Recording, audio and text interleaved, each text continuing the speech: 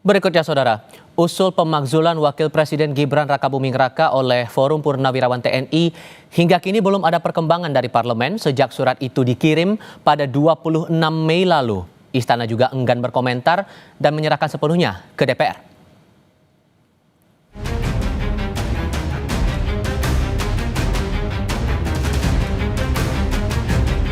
Bergulirnya isu pemakzulan Wapres Gibran oleh Forum Purnawirawan TNI hingga kini masih mencuat.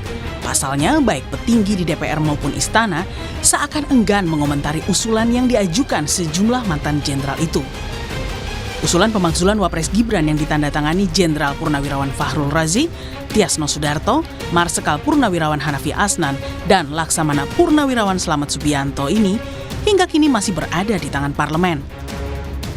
Diamnya parlemen juga senafas dengan istana. Soal dorongan dari Forum Purnawirawan itu pemakzulan Pak Wapres, dari istana ngeresponnya gimana, Mas? Nggak perlu direspon, nggak ada respon. Mas, tapi kalau ketemu udah lama itu surat. Ada yang baru lagi tanggal 20. Diserahkan kan ke DPR. DPR MPR. Saya nggak tahu bagaimana respon DPR MPR, saya nggak tahu. Nanti tanyalah pada DPR MPR. Sebelumnya, usulan pemakzulan Gibran ditanggapi sang ayah Presiden ke-7 Jokowi dengan mengisyaratkan jika pemakzulan tak bisa dilakukan secara terpisah. Karena menurutnya, Presiden dan Wapres adalah satu paket. Iya, pemilihan presiden kemarin kan satu paket. Bukan sendiri-sendiri, kayak di Filipina itu sendiri-sendiri. Di kita ini kan satu paket.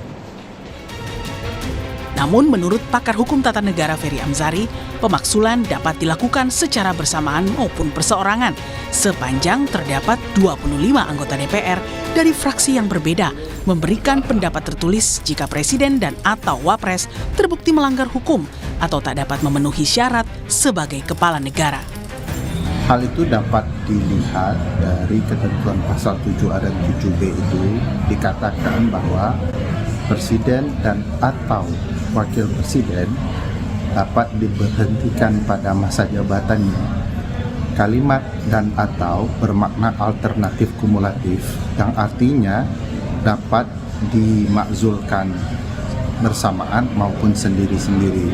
Bisa dilakukan jika memang terdapat 25 anggota DPR dari dua fraksi yang berbeda mengajukan pendapat mereka bahwa wakil presiden telah melakukan pelanggaran hukum atau tidak lagi memenuhi syarat menjadi wakil presiden.